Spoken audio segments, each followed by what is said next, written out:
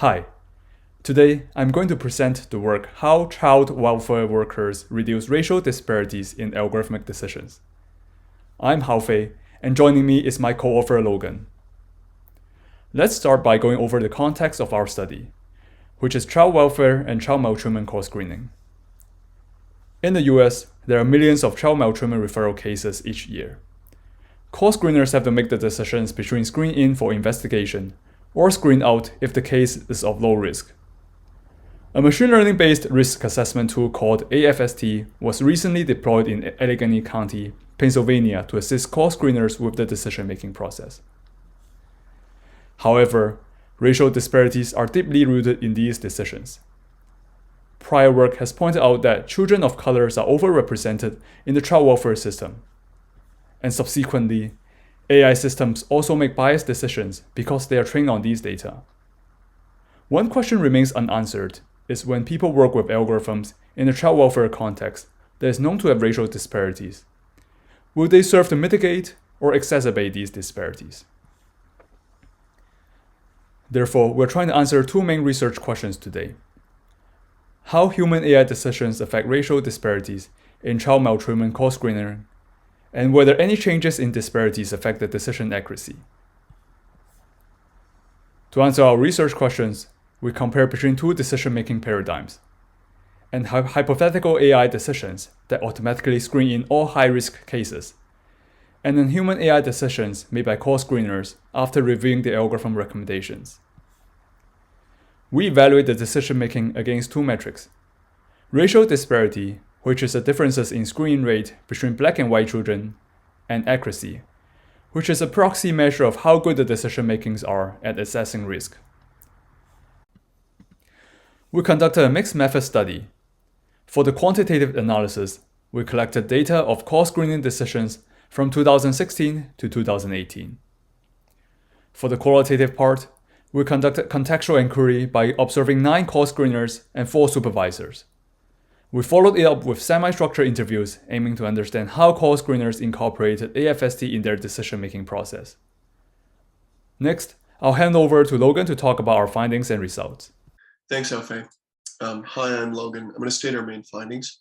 So first, we looked at racial disparity in the screen-in rate, which we measure as the proportion of children who were investigated after being reported as CYF. Right, so when we looked at the hypothetical AFST only policy, we found that the screen-in rate for Black children was 20% higher than that of white children.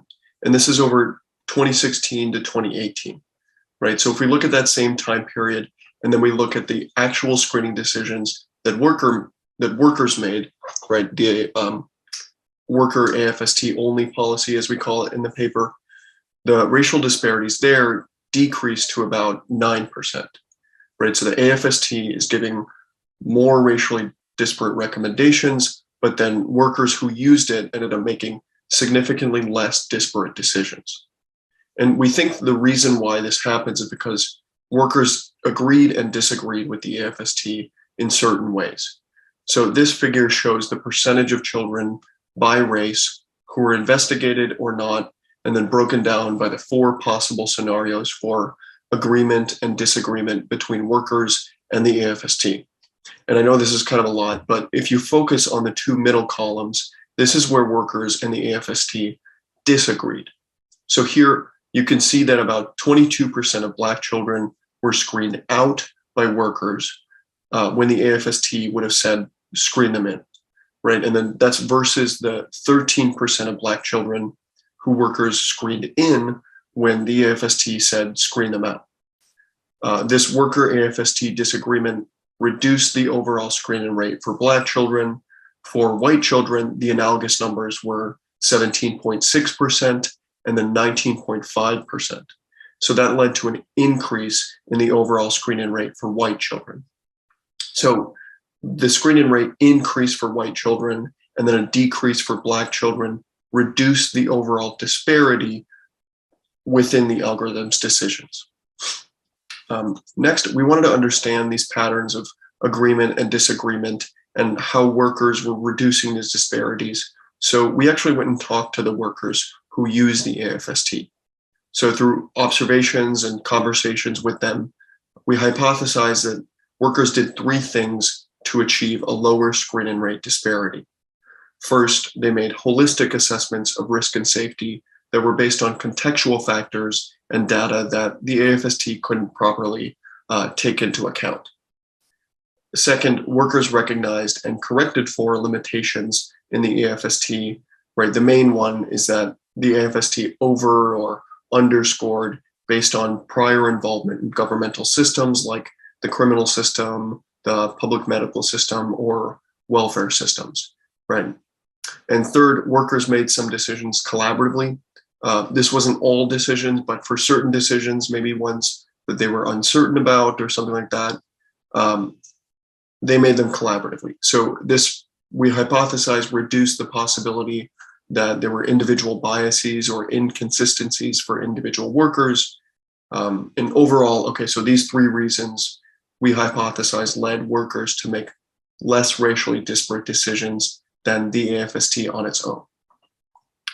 Next, we also looked at disparities in accuracy, and we found a similar decrease in disparity in terms of accuracy between the AFST only and the worker AFST policies, right? And what's interesting here is if you look at the AFST and then versus the workers, the AFST actually made more accurate decisions, and this is consistent with prior work.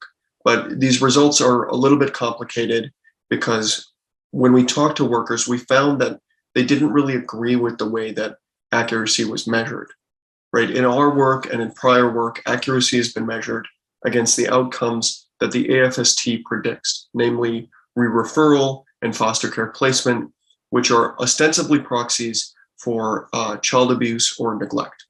However, workers thought that these proxies were oftentimes not really indicative of abuse or neglect, and instead they looked at, they being the workers, looked at other outcomes when making screening decisions, like whether a family had food in their fridge or immediate problems involving, drugs or domestic violence.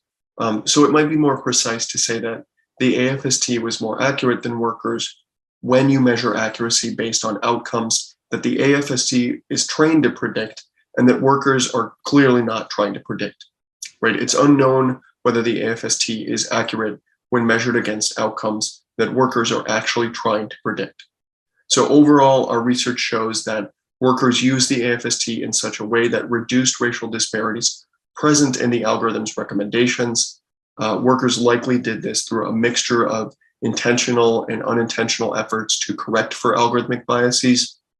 In the paper, we also give recommendations on ways to empower workers better, to use their discretion and possibly help reduce disparities present in algorithmic systems. And finally, we caution that current measurements of accuracy may be flawed because they assess workers on outcomes that they're not trying to predict.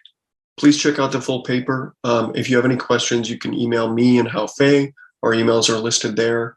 Thank you to the rest of our co-authors, Anna, Venkat, Yang, Diana, Adam, Ken, Stephen, and Haiyi.